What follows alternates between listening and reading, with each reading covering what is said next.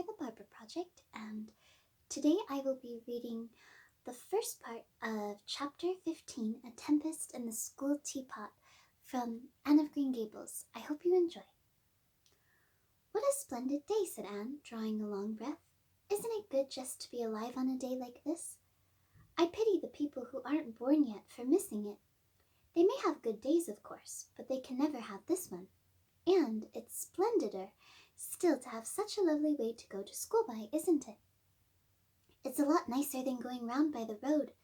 That is so dusty and hot, said Diana practically, peeping into her dinner basket and mentally calculating if the 3 juicy, toothsome raspberry tarts reposing there were divided among 10 girls, how many bites each girl would have. The little girls of Avonlea School always pooled their lunches, and to eat 3 raspberry tarts all alone, or even to share them only with one's chum, would have forever and ever branded as awful mean the girl who did it. And yet, when tarts were divided among 10 girls, you just got enough to tantalize you. The way Anne and Diana went to school was a pretty one. Anne thought those walks to and from school with Diana couldn't be improved upon even by imagination.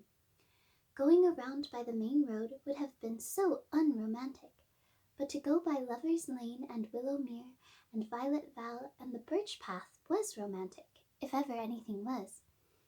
Lover's Lane opened out below the orchard at Green Gables and stretched far up into the woods to the end of the Cuthbert farm. It was the way by which the cows were taken to the back pasture and the wood hauled home in winter. Anne had named it Lover's Lane before she had been a month at Green Gables. Not that lovers ever really walk there, she explained to Marilla, but Diana and I are reading a perfectly magnificent book, and there's a Lover's Lane in it. So we want to have one too. And it's a very pretty name, don't you think? So romantic. We can imagine the lovers into it, you know. I like that lane because you can think out loud there without people calling you crazy. Anne, starting out alone in the morning, went down Lover's Lane as far as the brook.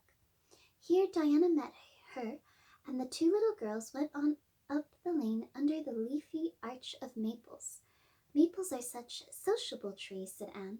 They're always rustling and whispering to you, until they came to a rustic bridge. Then they left the lane and walked through Mr. Barry's back field and past Willowmere. Beyond Willowmere came Violet Val, a little green dimple in the shadow of Mr. Andrew Bell's big woods.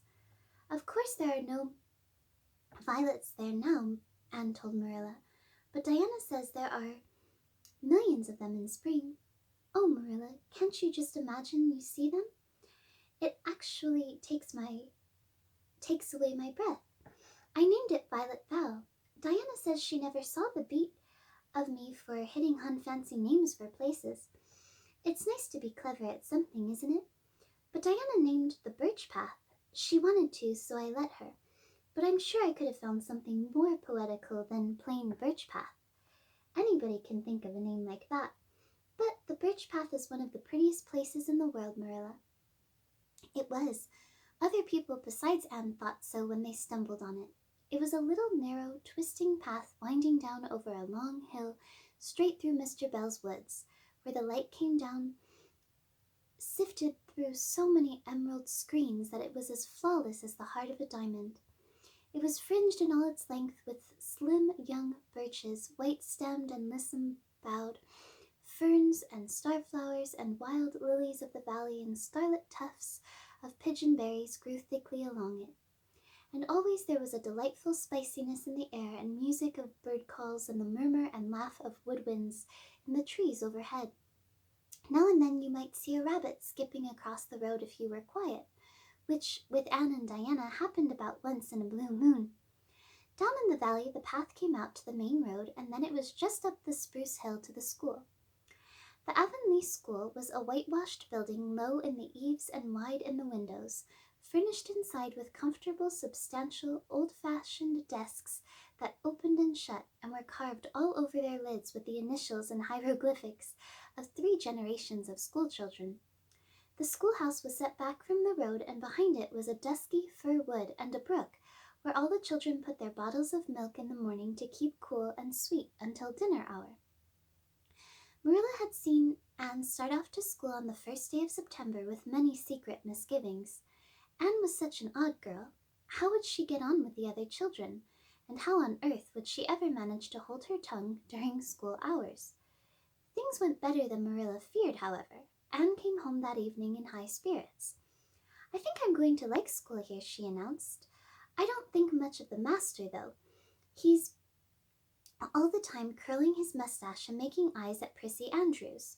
Prissy is grown up, you know. She's 16 and she's studying for the entrance examination into Queen's Academy at Charlottetown next year. Tilly Boulter says that the master is dead gone on her. She's got a beautiful complexion and curly brown hair, and she does it up so elegantly. She sits in the long seat at the back, and he sits there too, most of the time, to explain her lessons, he says. But Ruby Gillis says she saw him writing something on her slate, and when Prissy read it, she blushed as red as a beet and giggled. And Ruby Gillis says she doesn't believe it had anything to do with the lesson." "Anne Shirley, don't let me hear you talking about your teacher in that way again," said Marilla sharply. "You don't go to school to criticize the master. I guess he can teach you something, and it's your business to learn. And I want you to understand right off that you are not to come home telling tales about him. That is something I won't encourage. I hope you were a good girl." "Indeed I was," said Anne comfortably. "It wasn't so hard as you might imagine either. I sit with Diana. Our seat is right by the window, and we can look down to the lake of shining waters. There are a lot of nice girls in school, and we had scrumptious fun playing at dinner time. It's so nice to have a lot of little girls to play with. But of course I like Diana best, and always will. I adore Diana. I'm dreadfully far behind the others. They're all in the 5th book, and I'm only in the 4th. I feel that it's kind of a disgrace, but there's not one of them has such an imagination as I have, and I soon found that out. We had reading and geography and Canadian history and dictation today. Mr. Phillips said my spelling was disgraceful, and he held up my slate so that everybody could see it all marked over. I felt so mortified, Marilla. He might have been politer to a stranger, I think. Ruby Gillis gave me an apple, and Sophia Sloane lent me a lovely pink card with 'May I see you home' on it. I'm to give it back to her tomorrow, and Tilly Boulter let me wear her bead ring all the afternoon. Can I have some of those pearl beads off the old pincushion in the garret to make myself a ring? And oh, Marilla, Jane Andrews told me that Minnie McPherson told her that she heard Prissy Andrews tell Sarah Gillis that I had a very pretty nose. Marilla, that is the first compliment I have ever had in my life, and you can't imagine what a strange feeling it gave me. Marilla, have I really a pretty nose? I know you'll tell me the truth." "Your nose is well enough," said Marilla shortly. Secretly, she thought Anne's nose was a remarkably pretty one, but she had no intention of telling her so. That was 3 weeks ago, and all had gone smoothly so far. And now, this crisp September morning, Anne and Diana were tripping blithely down the birch path, two of the happiest little girls in Avonlea. "I guess Gilbert Blythe will be in school today," said Diana. "He's been visiting his cousins over in New Brunswick all summer, and he only came home Saturday night. He's awfully handsome, Anne, and he teases the girls something terrible. He just torments our lives out." Diana's voice indicated that she rather liked having her life tormented out than not. "Gilbert Blythe," said Anne. "Isn't it his name that's written up on the porch wall with Julia Bell's and a big 'Take Notice' over them?" "Yes," said Diana, tossing her head, "but I'm sure he doesn't like Julia Bell so very much. I've heard him say he studied the multiplication table by her freckles." "Oh, don't speak about freckles to me," implored Anne. "It isn't delicate when I've got so many. But I do think that writing 'Take Notices' up on the wall about the boys and girls is the silliest ever. I should just like to see anybody dare to write my name up with a boy's. Not, of course," she hastened to add, "that anybody would." Anne sighed. She didn't want her name written up, but it was a little humiliating to know that there was no danger of it. "Nonsense," said Diana, whose black eyes and glossy tresses had played such havoc with the hearts of Avonlea schoolboys that her name figured on the porch walls in half a dozen take notices. It's only meant as a joke, and don't you be too sure your name won't ever be written up. Charlie Sloane is dead gone on you. He told his mother, mind you, that you were the smartest girl in school. That's better than being good looking." "No, it isn't," said Anne, feminine to the core. "I'd rather be pretty than clever, and I hate Charlie Sloane. I can't bear a boy with goggle eyes. If anyone wrote my name up with his, I'd never get over it, Diana Barry. But it is nice to keep head of your class." "You'll have Gilbert in your class after this," said Diana, "and he's used to being head of his class, I can tell you. He's only in the 4th book, although he's nearly 14. 4 years ago, his father was sick and had to go out to Alberta for his health, and Gilbert went with him. They were there 3 years, and Gil didn't go to school hardly any until they came back. You won't find it so easy to keep head after this, Anne." "I'm glad," said Anne quickly. "I couldn't really feel proud of keeping head of little boys and girls of just 9 or 10. I got up yesterday spelling ebullition. Josie Pye was head, and mind you, she peeped in her book. Mr. Phillips didn't see her. He was looking at Prissy Andrews, but I did. I just swept her a look of freezing scorn, and she got as red as a beet and spelled it wrong after all." "Those Pye girls are cheats all round," said Diana indignantly as they climbed the fence of the main road. "Gertie Pye actually went and put her milk bottle in my place in the brook yesterday. Did you ever? I don't speak to her now." When Mr. Phillips was in the back of the room hearing Prissy Andrews' Latin, Diana whispered to Anne, "That's Gilbert Blythe, sitting right across the aisle from you, Anne. Just look at him and see if you don't think he's handsome." Anne looked accordingly. She had a good chance to do so, for the said Gilbert Blythe was absorbed in stealthily pinning the long yellow braid of Ruby Gillis, who sat in front of him, to the back of her seat. He was a tall boy with curly brown hair, roguish hazel eyes, and a mouth twisted into a teasing smile.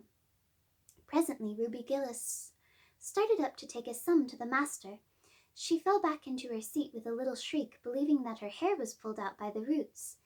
Everybody looked at her, and Mr. Phillips glared so sternly that Ruby began to cry. Gilbert had whisked the pin out of sight and was studying his history with the soberest face in the world. But when the commotion subsided, he looked at Anne and winked with inexpressible drollery. "I think your Gilbert Blythe is handsome," confided Anne to Diana, "but I think he's very bold. It isn't good manners to wink at a strange girl." But it was not until the afternoon that things really began to happen. Mr. Phillips was back in the corner explaining a problem in algebra to Prissy Andrews, and the rest of the scholars were doing pretty much as they pleased, eating green apples, whispering, drawing pictures on their slates, and driving crickets, harnessed to strings, up and down the aisle. Gilbert Blythe was trying to make Anne Shirley look at him, and failing utterly because Anne was at that moment totally oblivious, not only of the very existence of Gilbert Blythe, but of every other scholar in Avonlea School, and of Avonlea School itself. With her chin propped on her hands and her eyes fixed on the blue glimpse of the lake of shining waters that the west window afforded, she was far away in a gorgeous dreamland, hearing and seeing nothing save her own wonderful visions. Gilbert Blythe wasn't used to putting himself out to make a girl look at him, and meeting with failure. She should look at him, that red-haired Shirley girl with the little pointed chin and the big eyes that weren't like the eyes of any other girl in Avonlea School. Gilbert reached across the aisle, picked up the end of Anne's long red braid, held it out at arm's length, and said in a piercing whisper, "Carrots, carrots." Then Anne looked at him with a vengeance. She did more than look. She sprang to her feet, her bright fancies fallen into cureless ruin. She flashed one indignant glance at Gilbert from eyes whose angry sparkle was swiftly quenched in equally angry tears. "You mean, hateful boy," she exclaimed passionately. "How dare you?" And then, thwack! Anne had brought her slate down on Gilbert's head and cracked it, slate, not head, clear across. Avonlea School always enjoyed a scene. This was an especially enjoyable one. Everybody said, "Oh," in horrified delight. Diana gasped. Ruby Gillis, who was inclined to be hysterical, began to cry. Tommy Sloane let his team of crickets escape him altogether while he stared open-mouthed at the tableau.